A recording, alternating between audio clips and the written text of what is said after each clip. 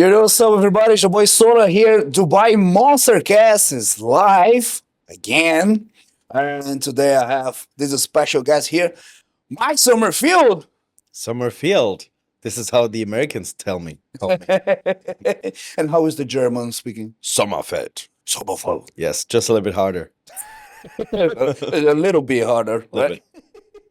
How are you, my friend? Good, a little bit tired, but that's Dubai life, right? A lot of things to do. Can you say about Dubai life or can you say about the global life? Yeah, travel life. Travel too much. Holy. Maybe I became a gypsy. A what? A gypsy. What is that? Trading homeless places. Yeah, the homeless person. Yeah. A nice title. This is how they call me. Mike the homeless. So, first things first, about your Olympia. Uh, Last year, you just placed second, right behind Siban. When Siban, right after he won, he retired from the Classic. So, technically, you're the number one. I want to know how you feel about it. So, we're talking about Chris Bumstead, which is basically the most famous bodybuilder now after Arnold Schwarzenegger, and I think he's more famous than Ronnie Coleman and Jay Cutler, to be honest. Yeah. 26 million followers on Instagram. Everybody, literally, if somebody's doing bodybuilding, they ask you, hey, do you know Chris Bumstead? And I'm like, yes, I'm the guy right next to him. The ugly guy with the beard, that was me. Coincidentally. What? So, to compete next to guys like that is a huge honor. And now, as you said, he retired. That means the spot is wide open. And that comes with a lot of responsibility Mhm. because they are looking for a new ambassador for the sport, especially for classic physique, which is now, I believe, the most popular division in bodybuilding. Yes. So, no pressure. There's a lot of No. work to do. There's a lot of work to do. I know for a fact that many people trying to, or they chase the title actually, because it's the time now. They need a new champ. Mhm. So to compete right next to him is a huge thing, and I'm still a huge fanboy. So I remember the very first time when I got compared right next to Chris. I was looking down and was like, "Huh, funny, that looked like Chris Bumstead's quads," and was like, wait a minute. I was looking at him and he was looking down to me. He was like, shit, this is where shit got real, you know? Mhm. And since then, I'm like, Chris has a really special aura. He enters a room and every like time stops. And that was like, I guess 3 years ago. He showed up backstage and everybody stopped pumping up and we're looking around. But Chris was not even around the corner. Nobody was able to see him. So there was something in the room. And then he entered and everybody knew, okay, Chris is here. Now we know why the temperature changed. Mhm. Really hard to explain how that feels because he's such a huge personality, but in person he's like really shy, introverted, super humble, super nice. He's a really good guy.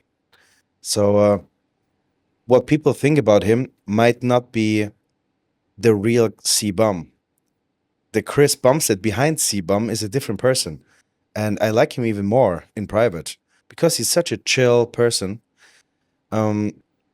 But as a competitor, you know, honestly, it's really hard to compete because right next to him, because it's not about first place. It's always about second place, and Mhm. there's Chris, nothing, and then we can talk about the next placings. It's pretty hard to be honest. But you were not that far from him by the points. I was the very first guy. I got some judges judging for me, not for Chris, and this was the very first time like bodybuilding globally said, "What? There was a guy who got some points off him? Okay, let's see." Now I had to prove myself and prove that I'm worth to win the Olympia by competing at the Arnolds. And luckily, everything went well and I won the show. So you already proved that you belong there by the last Arnold. That was the plan. And I wanted to see how my body, or if I'm able to change in just 6 or 8 weeks. Because between the Olympia and the Arnolds, there was like 1 month or 2 months of recovery. We had 2 months of doing something, working out and stuff, and the diet, of course. Mhm. So the total time between the Olympia and the Arnolds was 4 months in total, 1.5, 2 months of recovery, staying in shape, and 2 months of diet. And we were still able to change my look. So I'm pretty excited to see what we can do in 6 months from now, because that's Olympia time. What is the plan? Can you share? Not officially, but I know exactly what we need to do. So, of course, I got some feedback from the judges. This is the most important thing right after the show. You need to talk to the judges, and they will tell you exactly what you have to do. So, we did that, and they said, you don't need to change. Just show up like that at the Olympia, and you have pretty good cards. Like, your physique is almost there. There's almost no weak points. They were talking about my back 2 years ago. I brought up my back, and now it's actually one of my strongest points. My bone structure is decent. So I'm a really special type of athlete. When it comes to shape, like I have super wide clavicula, so my shoulders look really wide. My waist is pretty small. And this is really hard to compare. So this is apples and oranges, but it's always up to the judges what they like to see.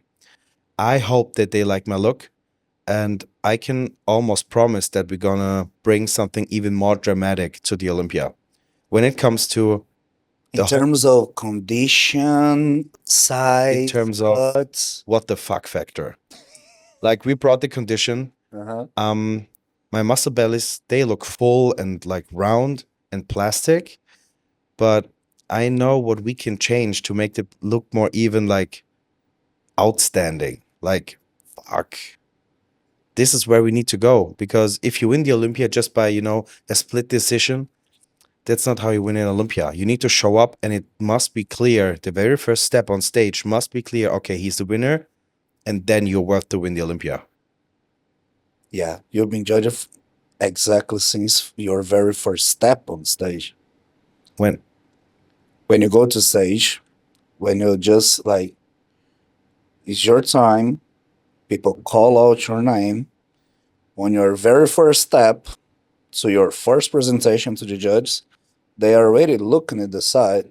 So the way that you walk, Yes. the way that you stop by in the middle, and then you start the posing.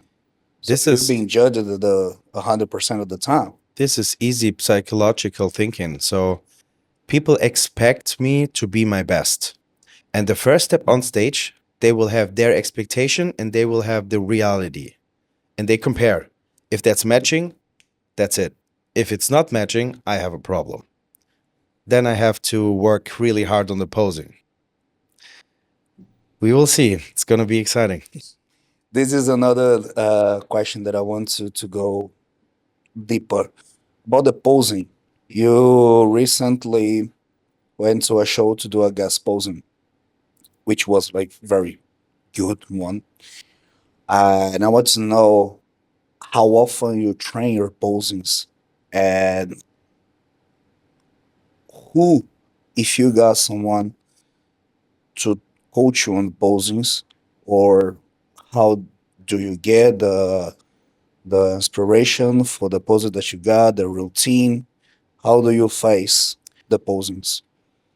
So I practiced a lot when I was younger, just to experience myself, because every pose fits on different persons. Sometimes if you have like super huge arms, different poses might fit you better. If you have weak arms, you should maybe hide it. So it really depends on your physique. What I always liked was artistic, kind of really flowy posing, and combined with like a strong bodybuilding look. So my personal perfect look would be a super aesthetic kind of classic posing with a bodybuilding body. To And do the this mix. a good mix. So what I try to do is strong, big, huge poses combined with like aesthetic flows. And Rough Diesel, for example, he's different. He's doing like really aesthetic stuff, like really slow, and that's not my type of posing. I try to combine all that. So I had different people where I had posing practice with them. It's not like that I had a coach to practice. I was like, hey, you're a good poser. Let's do a posing session together. And we're like posing together and see how it, how a pose fits them or fits me. And it was just as training together. It's fun.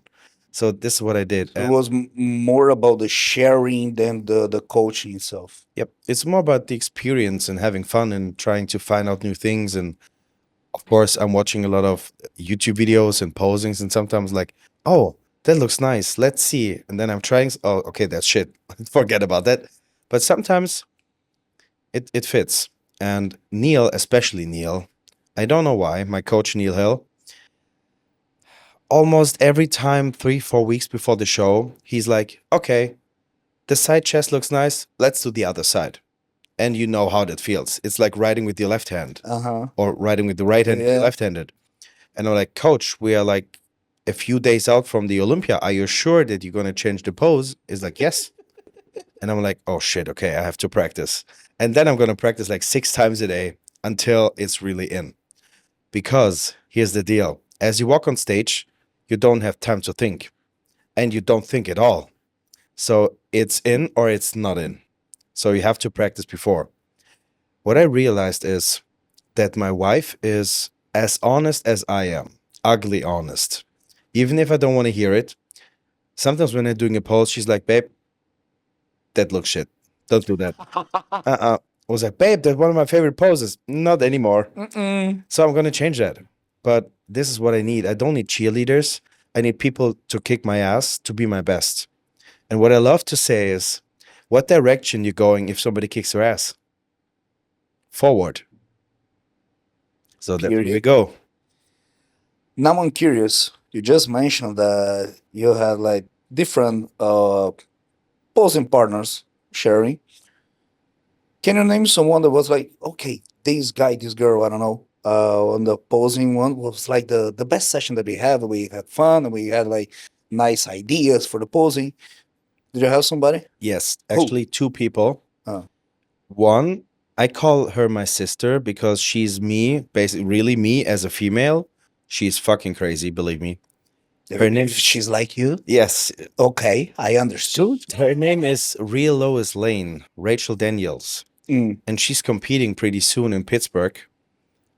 She just sent me pictures today. She's look, oh my gosh, Which category is she? women's physique. And she posed also with Rough Diesel, and they share like a similar style. She's amazing, good flow. Like the poses look amazing. She has a good understanding for the rhythm and music. And there's another guy. He's 60, 60 plus years, old school bodybuilder, Thomas Scheu from Mhm. Germany. Actually, one of my teammates from Peak, and he has the typical old school 80s golden era posing, like Bob Paris and these guys. So classic. Real classic. Cool. And you said what was fun? It's not fun to pose with him because he will let you hold the pose for like 12 minutes. And if it's not perfect, you're going to stay there. Oh, Yes, it hurts. And he doesn't yes. give a shit. And he's Keep doing it going. again and again. He's really old school. But this is how a diamond is created, right? Mm-hmm. Pressure, a lot of pressure. He's a really good guy. Typical German, like no emotions at all. And he doesn't give a shit about you, but he's doing the job. Well, if he has no emotion at all being German, you are not that German. This is why I don't live there anymore, maybe. No, I'm not the typical German. Not at all. My dad told me when I was like 5 years old, like, you don't belong here, my friend. I understand that. Okay, let's go to this part of the being emotion or not emotion. How are you as Mike Sommerfeld? Forget about the athletes, all this pressure that you have about your career and everything. How are you now? Your mind, your lifestyle, food. How are you? You know what? Mm. I had 1 trillion podcasts. Nobody ever asked that question. Nobody ever. Sorry. As my mom says, I'm not like everybody. For real, you're not. You're not. But honestly, that's a really good question. And you know what I don't like at all? Hmm. If somebody asks you, "Hey, how are you doing?" and it's like, "Yeah, good."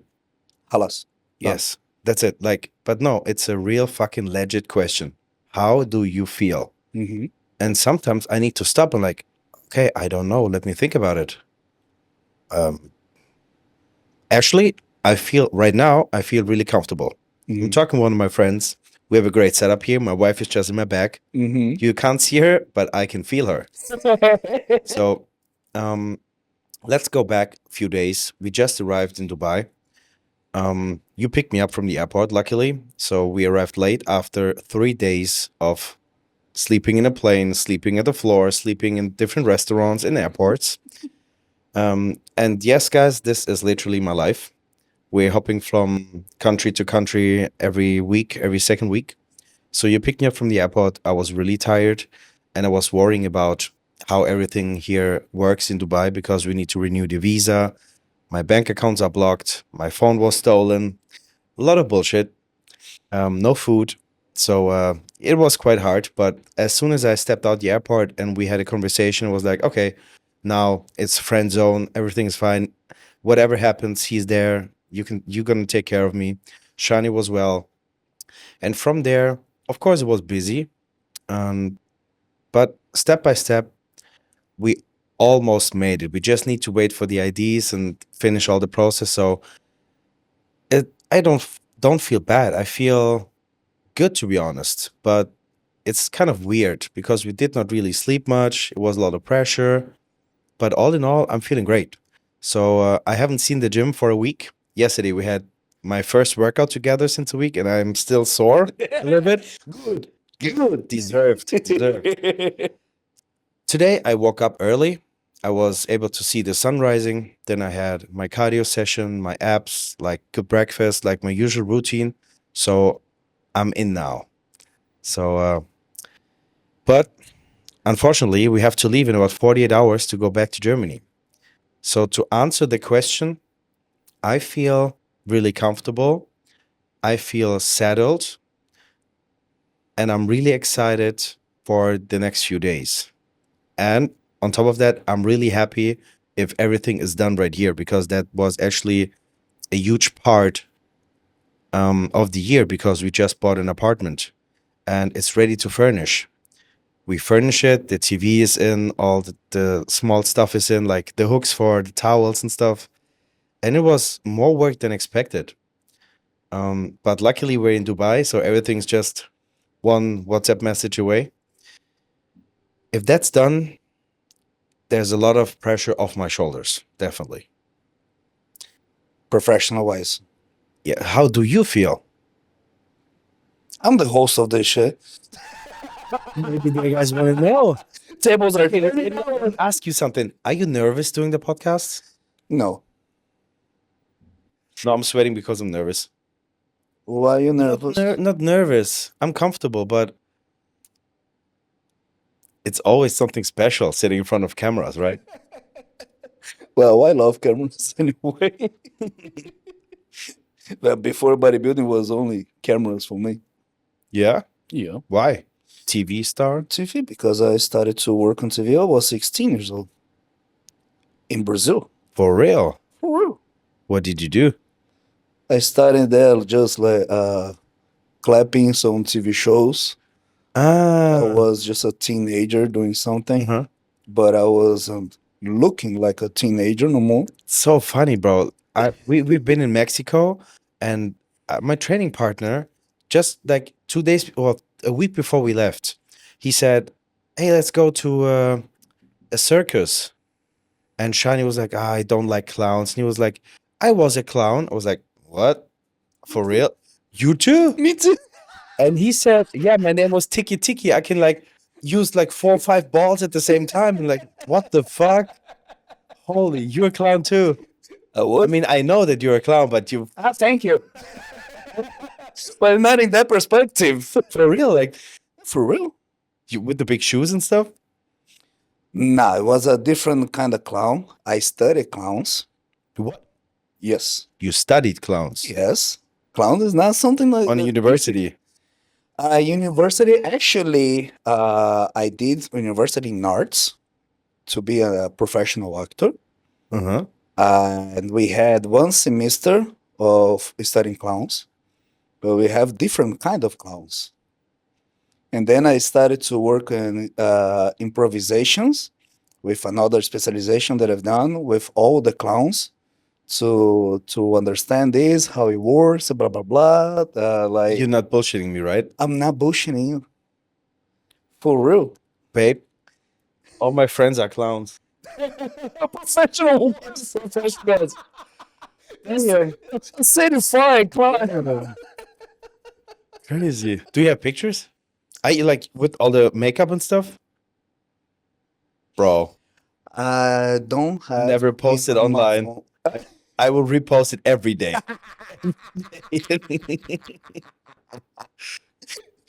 Well, it was once when I posted the first um, drag queen picture on my Instagram. A lot of people started to share You in had the theater. I ah. was playing a drag queen in a spectacle. Oh my god! What, I like, need to see imagine that. like me in Every time you're calling me, that's gonna be your fucking profile picture. 100%.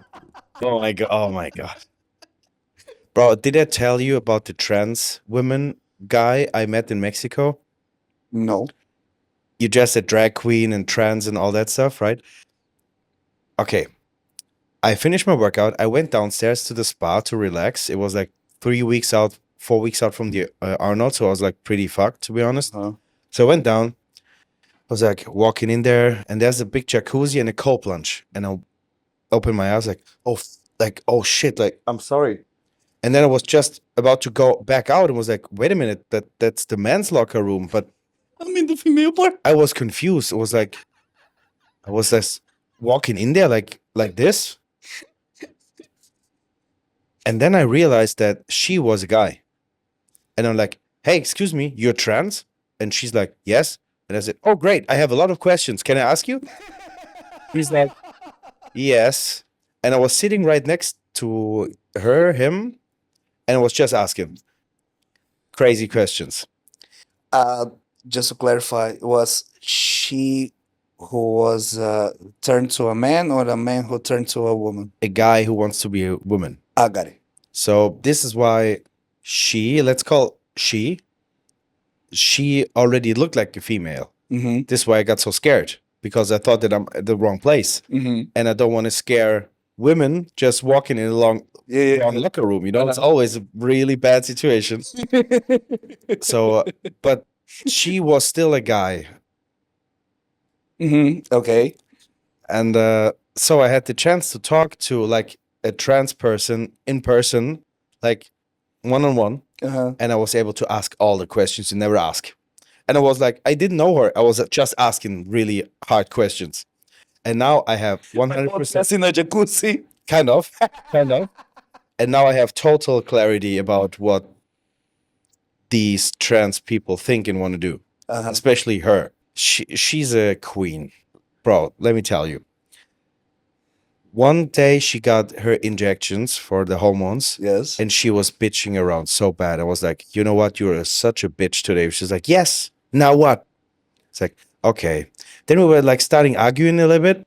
But the next week she was like, yeah, I'm good again. I'm sorry. It's like, okay, high five. Andre, like 185, huge person, but super cool. Yeah, the building that I used to live in Brazil, I was living in São Paulo, right in the city center in downtown. In my building, there was a lot of transgender and females, and was like, of course, every morning, afternoon, evening, doesn't matter the time, I was with some of them in the elevator. and most of them are actually my friends until today. We always talk about, and since because the theater, I had a lot of teammates or spectacle mates as well, who was, so I was always into this environment, and I actually love the differences. Mhm. So that's one of the reasons that I love Dubai as well, because there's a Such different people. diversity. Everybody is different, and I love this. Yeah. I love human beings in general. This is amazing, and this is the kind of experience that you had. That's a great moment actually, because there's somebody special. If you had no experience before, to talk to somebody like so different, that's like open your mind for a lot of things. That's a They're really open. completely different way of thinking. Definitely. I love that. So sometimes, or especially LGBTQ, lesbians, gay people, transgenders, they are always judged. So if people walk by and look at them and there's like, you weird, blah, blah, blah, they feel judged. But I was quite the opposite. I was like, hey, you're trans? That's Interesting. interesting. Cool, let's talk Yeah, about yeah, it. yeah. And they're like, okay, that guy is a little bit weird, but he's different. He's a cool guy. And then we had a great conversation. So I don't judge anyone. Like, I don't care. This is why I love Dubai. There's actually no place for racism because there's no possibility. Is no Because we possibility. have like 80 different countries in one city, right? Not in only one city. Okay, we go to Venus, for example. We have only one gym. Everybody that is different. Yes. From different countries and different religions and different way of thinking as well, different kind of training as well. So it's completely different. And nobody- every single one. And nobody hates each other. This is like really rare. Every country I was in, there was kind of, yeah, people from the outside. Gringos in Mexico, blah blah blah. In Germany, like, okay, let's don't talk about Germany. That's Germans are really hard when it comes to people from the outside. Not that they're racism or racists. They're like, Tradition. yeah, they really stick to their traditions. And Mhm. if somebody has like black hair or they look different, you can obviously see it because German look like really German, blonde, blue eyes, like the typical German. Yeah, the brunette ones, the you guys sent to us in Austria. Yeah, all the other countries. No, no, for real. So it's obvious that somebody is not German. They're like, oh, you're not German, right? No, I'm not. It's like, okay. So then it's almost one step back to introduce yourself to get into the German culture, which is pretty hard. But once you're in, guaranteed. But it's not like that. You can just join the gym, you can be whoever you are, and you're gonna be accepted. That's absolutely amazing. Yeah. Actually, Jessica Seystram, she was here. She lived in Frankfurt for 12 years, I believe. And she was talking in your chair about this. And the first impression was like, oh my God, I'm an outsider. And she was be treated like an outsider. And then also because she told she was still with no German. She wasn't speaking the language. So until she found out how to talk to people, How to and then connect. she started to be introduced and accepted. Actually, it's really hard to connect in Germany. For example, I've been in the US for quite a long time, and then we went back to Germany, and I was like, I almost felt like an American. Like, doesn't matter where you go. Like, hey, bro, what's up? How you doing? And everybody's talking to you. Yeah, I'm doing fine. Like, how are you? Like, just a little bit small talk, right? Mm-hmm. So I stepped into a supermarket in the morning because we just arrived to the airport to get the groceries and stuff. I was like, hey, bro, what's up? How can I get this? And it was like, he turned around, was like, looked at me. He was working there. He looked at me like, he turned around, was like, hey, bro, excuse me. I need your help. He was like, yeah, what do you need? Like, I was like, Guy from supermarket, yeah. employee. And I was like, the shelf is empty. He's like, yes, you're right. It's empty. So don't ask questions. It's not there. So obviously. Yeah, and sometimes it's really hard in Germany. Like, if you don't speak their language and if you look different, you need to have a good reason to talk to someone in Germany. If you meet someone on the street, like, "Hey, bro, what's up?" They're like, "Me? Why are Why you are you asking talking me? to me? Why are you asking me how I am? Like, I don't know you. Like, what?" They're confused. They don't have an idea why. There's actually no small talk. So if there is something, like, you have need to have a reason to, like, if you have to have a flat tire, like, "Hey, your tire is flat." "Oh, thank you." That's a good reason. But it's not like, "Hey, how you doing?" It's like, "What? Why? Just leave. I don't know you." It's kind of cold, but Germans are really honest and straightforward. So you can always expect an honest answer. So be ready to ask questions because you will get the answer if you want it or Be not. ready for the Yes, be answers. ready. Yeah, I can understand that. Some people have a hard time to connect to people in Germany. So this is why I love the gym. The gym is, for me, it's a place where everybody's on the same page, and it doesn't matter if he's big, small, fat, thin. I don't care. Like green, blue, yellow, whatever. Everybody's there to lift weights, and everybody's there to work on themselves. So we're on the same page. Doesn't matter where you're Trying to from. improve whatever you want to improve. Yep. Some people in the gym want to improve their shape. Some just want to improve their health. Some just need to Having get fun. rid of their thoughts, Yep. and it's everything all right. Perfect. It doesn't matter. And what I experienced from all the traveling the last 3 years, it's not just about the gym, it's about the bodybuilding community.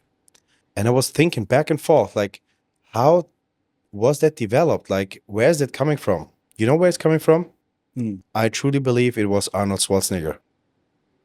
Since he was on stage, he created the huge bodybuilding community around the world. Literally everybody knows Arnold Schwarzenegger, obviously.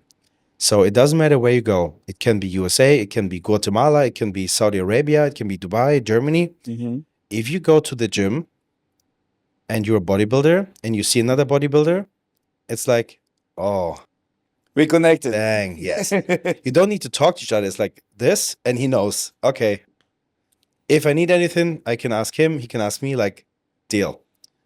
So you have this feeling as well as I got. So on this, and especially you travel like way more than me. But every time we need to try a new gym in a new city that we are, and we see like general people, it's kind of weird to train because at the same time we don't want to scare people because we train a little different, That's, and also I don't want people to keep staring at me while I'm doing my work. you know what But helped when me? we see a bodybuilder in the gym, so there's only one. It's like, oh yes, there's a safe place. I'm not the only one here. So there's only two. There I know is exactly what you mean. it's me and another guy. It's you and another. It can be a guy or a woman. It doesn't matter. But if you see an athlete, it's like, oh, Yeah, shit is okay, split it into. yes. Gotcha. So yeah, general speaking, if you are the only one, like a real bodybuilder, like bigger, like 100+ kilos, everybody's like, oh shit, like, oh, we train louder, like, oh, maybe he's a dangerous guy or whatever. But you know what I did? Every time I step into a gym, I don't know the people. Mm. And if I see someone doing a set and he's doing a good set, I go there and I high five them. It's like, bro, great job. I do it for 5, 6, 7 people. And like after 10 minutes, other people see that I interact friendly with them because they're trying to like push them and help them because I love that. And they come back to me and they help me. But we don't know each other. I don't know their names actually. Mhm. And then other people see that, like, okay, he's talking to other people and it seems to be a friendly conversation. So maybe he's not that bad. And then the barrier to talk to them is not that high anymore. But if you're the typical bodybuilder with the hoodie and you're looking like grumpy and you're screaming and throwing weights around and rip people into pieces and stuff, people have a really bad view on you. Yes. I want to change that because bodybuilders are not bad in general. Some are, but some not. Yeah. About just to throwing weights but sometimes we go into a little failure, and it's not about okay, we can put like gently on the floor. We simply fail at the the last piece of energy that we got, so we just drop it. If we are in a random gym, I got kicked out. yes, They canceled my contracts. easily, easily. And there were actually gyms they did not allow me to go in. They didn't even get me, like, gave me a contract to. That's a lot nowadays. There's a lot actually. Gyms that no bodybuilders allowed. What? What? Okay, let's put ourselves into this place. We created this. Yes. They have their business in the gym because bodybuilding exists. Yes. But some gyms are not for bodybuilders. We actually accept because okay, these gyms in general they haven't that much of equipment that we need, that much of weight that we need. In general, these kind of gyms they have only machines. Actually, a lot of them have no free weights already to avoid this. But sometimes if we're traveling, this gyms is right next door to the hotel. So it will be very much convenient if it is just mm, light workout or something just to move our body. For example, now that you're traveling a lot, you have only one day in a whole week to train. So one gym like that, it will be fine. But no, the look at us. Not today, Uh-uh, my friend. no, no, but I'm paying the day. Mm-mm. No, no, we don't accept your money. Don't insist. You know what? In Germany, they don't tell you, we don't want you here. They said, the gym is full. It's like, for real? You want to tell me that the gym is too full for one more person? Yes. It's like, okay. Have a good day. I don't know if this is worse or if the worse when you go to a Oh, gym and don't it's don't like, tell me. Don't. If somebody lies straight to my face, no, no, no, that's no, the no, worst thing you can do. Obviously, it is a lie. no, no. It's about. Have you ever trained when you go to a gym that you Mhm. never go, and the random Oh, question oh yeah. from the Oh man. receptionist? Oh man. There's a Do you train or there's a no? I was there like 100 that. there's a 120 plus bodybuilder, arms bigger than your fucking head. And you ask me if you need a personal trainer to help me to train. Are you Personal sure? trainer. That personal trainer. I had this so many times. If I entered the gym and I wanted to sign the contract to train there for a Yes. year or two, they said, yeah, but you need to buy the personal trainer lesson. I'm like, yeah, to teach him? Or what do you mean? I can do that, no problem, but you don't need to sign the contract for that. I'm gonna do that for free. I can give him some tips. Yeah, That's their I job. know. That's their job. They have to tell you.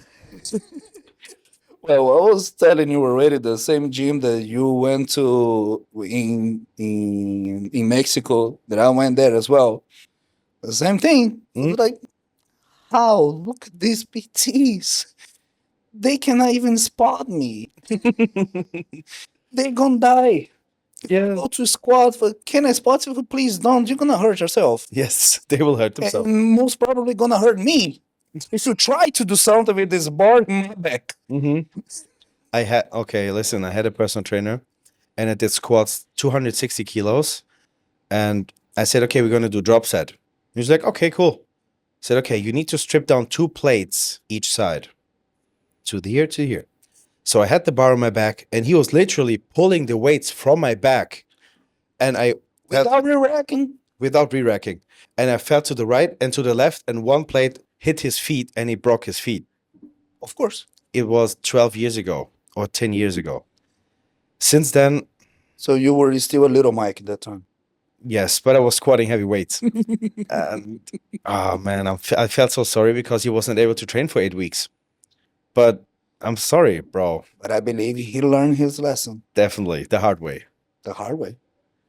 It was a 20 kg plate. Yep. Mm. From here down on his I almost broke mine with 5 kg plate. for When it real. fell, yeah, it fell from face level to the floor, like straight. Mm-hmm. I didn't see. I was coaching my client. I just took the 10 kg plate, And the fight before. and the 5 was before, but it was exactly the same shape. I didn't see. Yeah. It was all black. I just took my client. So are you okay? Right. Do it. Like now that I'm crying with one eye because the AC. I was there like coaching. Just one teardrop coming. No, I'm fine. Do yourself. One. Oh man. It was 2 toes. The pinky one and the next one. I don't know the name of this one and my toe. The ring toe. But is it my toe? I'm not gonna put a ring, so I don't. No, but it's a ring finger, so it's the ring The, toe. the ringer toe. Okay, let's call it that. I have no idea. I never named my toes. Let's give them names. Let's keep the names away. Okay. I want to go deeper in one thing. Again, about the emotional things and how you were. About your mental situation. Have you ever faced something, mental issues or something? I'm talking about whatever. It can be like anxiety, depression, ADHD, for whatever comes in your mind. What did you face in your life? Oh, okay. I can tell you a lot of stories. So I love bad situations. I love problems now because I understood that every problem leads to a solution, and a solution creates a tool. And if you get these tools, you can manage life even better because you know how you can handle shit. But it took a long, long time until I understood it. So every time I faced a problem, was like, oh, fuck. But now it's like, oh, yeah. So let's, for example, first Olympia qualification, my grandma died 6 weeks before the show. Ooh, And I was really close to her. which year was that? Which year? She was 68. No, which year it happened? Which year? Yes. 2020. 2020. 2020. Yep. In 2019, my grandpa died. Got it. Same thing. So like 4 weeks before the show. But I was prepared. I knew that she will die. So I grabbed the chance and I filmed our very last Christmas together, like a small movie for 20 minutes. And we were baking like a huge cake and all that. Beautiful. I need to cry every time I see that. Beautiful memory. So I had really, really bad times, but now I can say that everything was worth it to face the pain, to go through in order to learn something out from it. And one of my worst situations ever in my life, ever. I got the Olympia qualification. I bought the flight tickets and it was COVID time, 2020. I did 3 shows to qualify. I was on prep for like 1.5 years straight. And I finally made it. I bought the flight ticket for me and my dad. The reason for that is my dad, he tried to kill himself 2 times.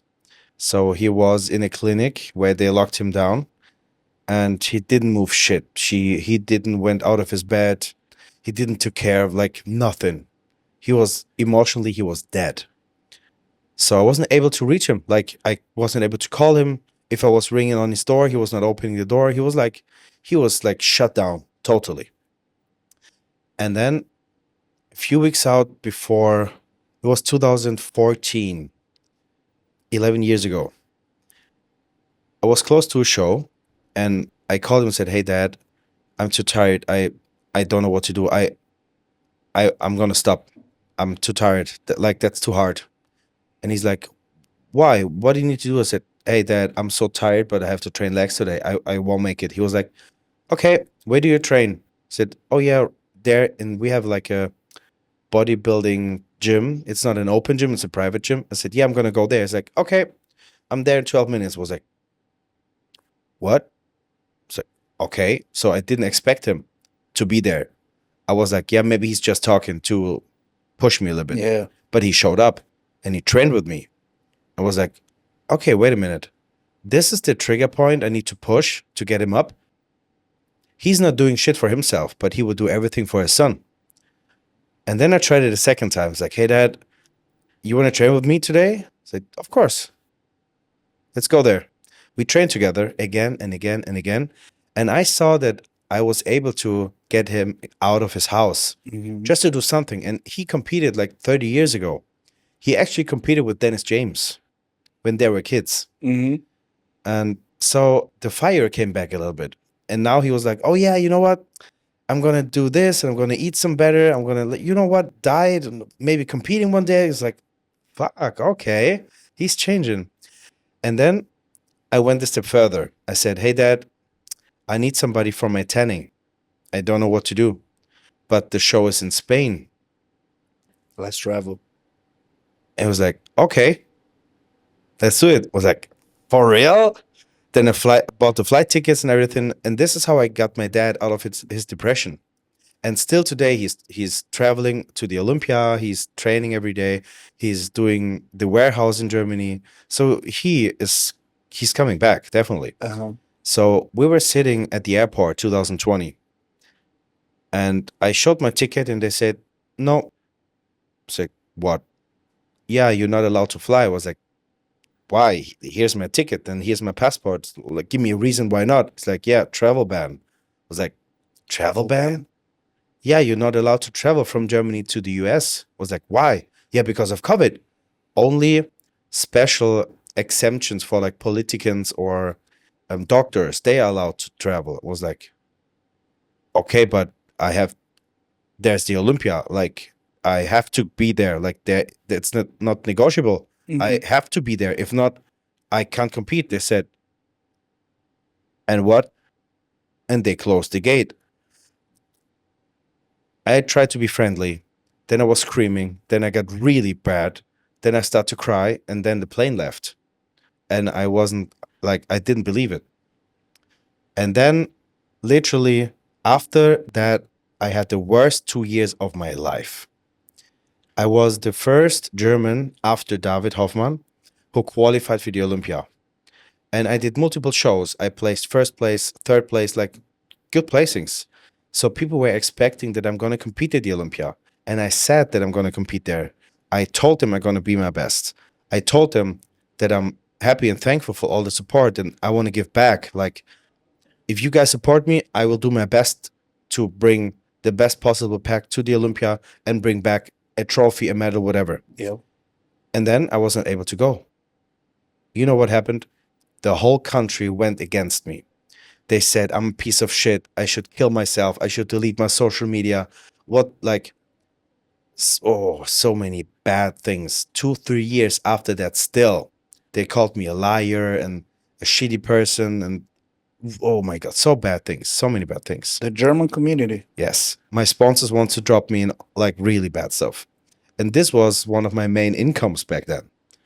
And then I was sitting back home and it was in the end of the year. So Germany is like really cold and dark and nobody's outside and you're sitting home alone all the time. And I was like, was it worth it? Like spending all my life bodybuilding for the situation right now? I was like, mm-mm. And then I thought, what's the future? Bodybuilding is my future, but bodybuilding is gone. I'm not a bodybuilder anymore. They don't want me here. Like, my career is over. And then I was like, okay. So I lost my future, I lost my past, and I had no idea what to do. And then I was like, is life worth it without bodybuilding and what I truly love to do? I was like, actually, no, it's not worth to live. And then I was like, okay, Mike, wait.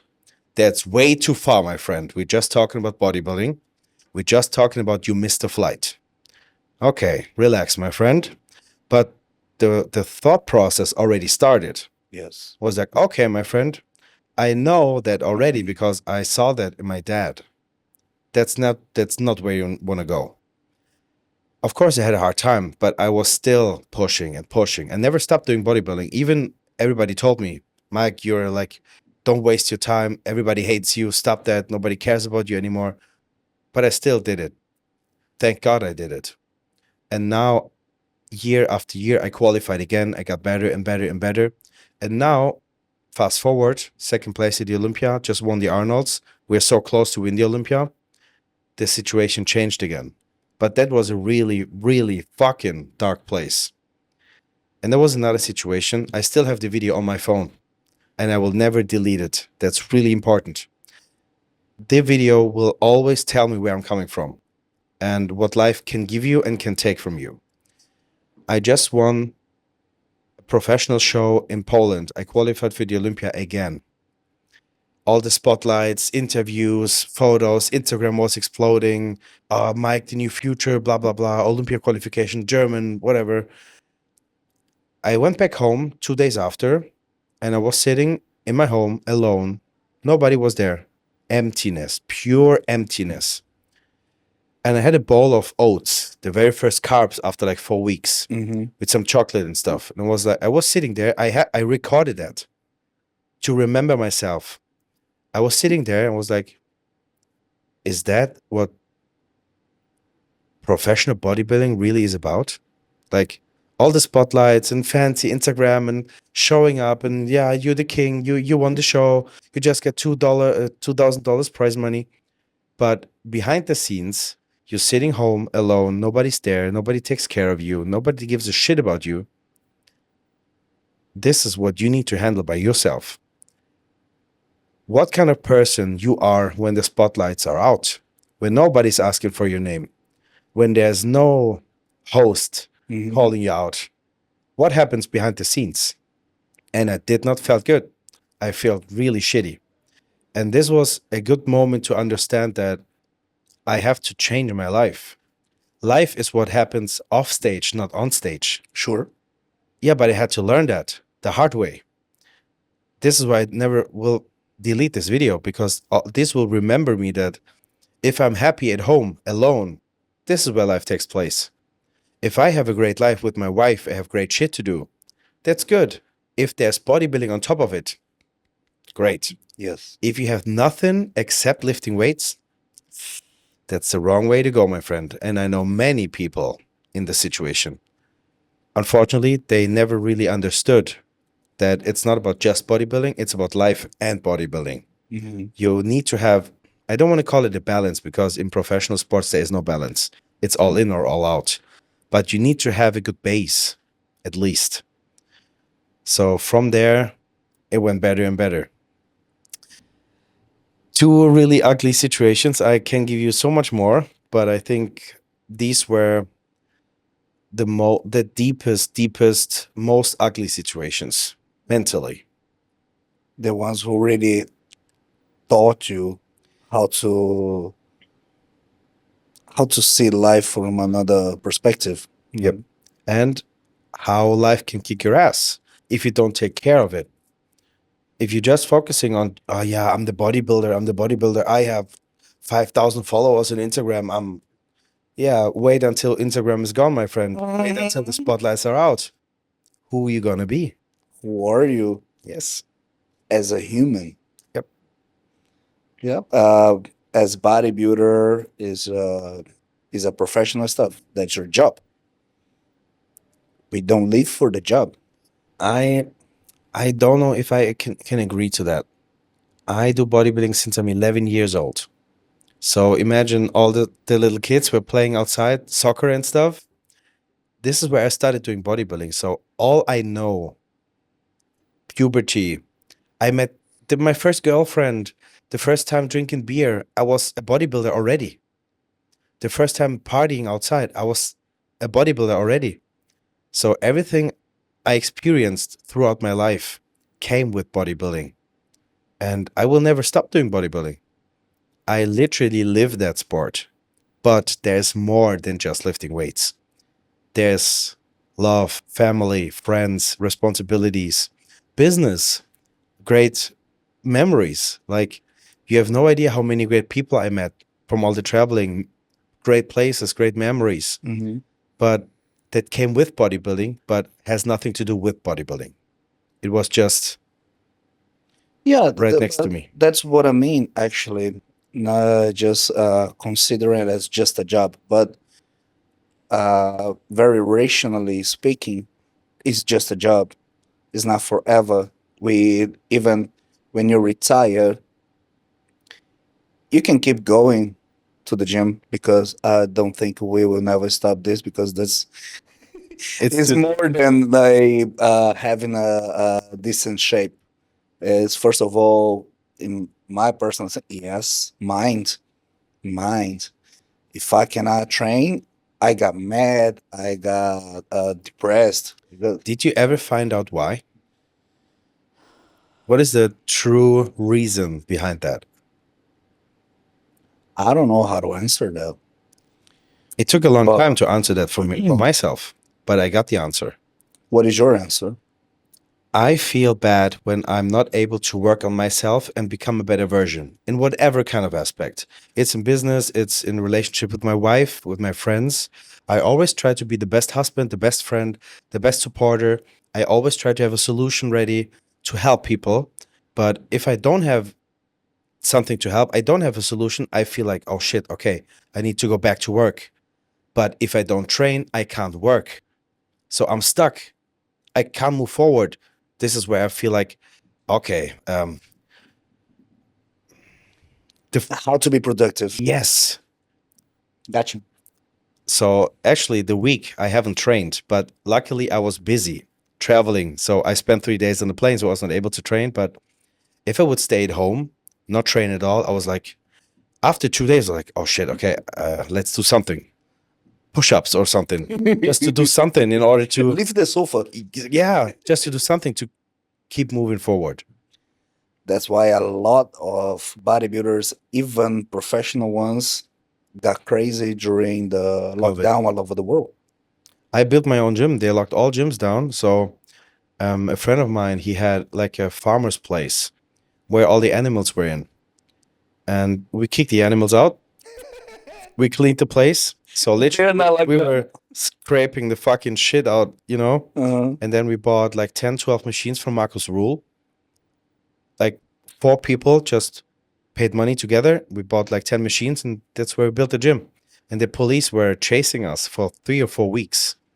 It was outside in the field, so we were able to see them coming. So we had all the lights down. Shut down. Yes, Emergency calling. Close it. kind of, kind of. It was not allowed, Of course not. But- Nowhere was allowed. but Nowhere in the world. solutions, right? Gotta find a way. And I qualified for the Olympia in that gym. I did not stop pushing. Never.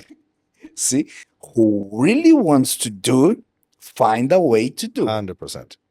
If somebody wants not to do it, they will find exemptions. Except, well, we're gonna close this episode right here, guys. We gonna do next week the part 2 of this, and we're gonna have not only Mike but Mike and Shani next week. So for now, thank you very much, Mike. Thank you. Thank you very much, you guys, to listen to us. And don't forget to leave a like and a subscription and share it to your friends. And let me tell you something. As soon as my wife sits here, you will be blown away. She's a motherfucker. They call me badass, but wait until she's on the table. She's the real one. She's the real one. She's the real one. Guys, see you next week. Thank you Bye. very much.